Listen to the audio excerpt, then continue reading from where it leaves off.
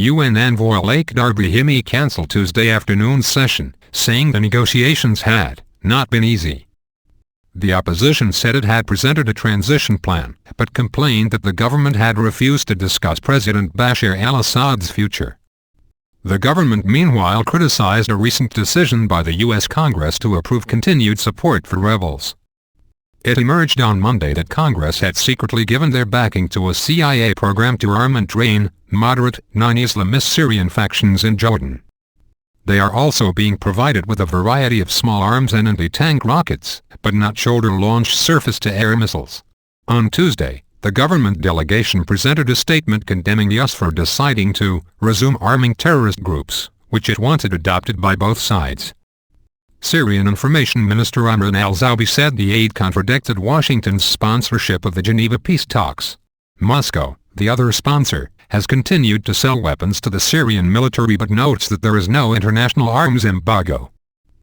Vision, a member of the opposition National Coalition, Rima Flahan, said Mr. Brahimi had adjourned negotiations after Tuesday morning's session because the government delegation was not cooperating on any subject.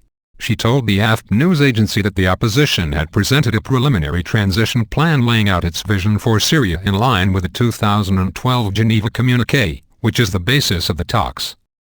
However, she said the government presented nothing and refused all discussion. The National Coalition insists the government must agree to the full implementation of the Geneva communiqué, which it says means Mr. Assad will have no role to play in Syria's future. But the government says its delegation will not hand over power to anyone.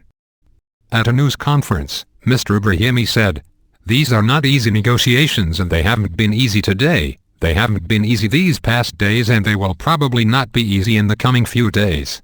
Representatives of both sides had confirmed that they intended to stay and continue the discussions until Friday, as originally planned, he added. So nobody is walking out. Nobody is running away.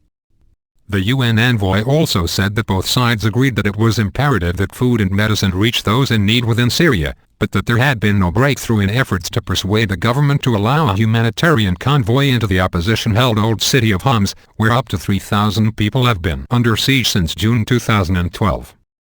The government has offered to allow women and children to leave opposition-held areas, and to grant safe passage to men as well if they receive a list of their names. But the opposition has dismissed it as a ruse to displace and arrest its supporters. In a separate development on Wednesday, the UN welcomed the UK's decision to take in hundreds of the most vulnerable refugees from Syria. The British government had previously been reluctant to accept Syrian refugees, preferring to focus on humanitarian aid to the region, but it was facing a parliamentary defeat on the issue.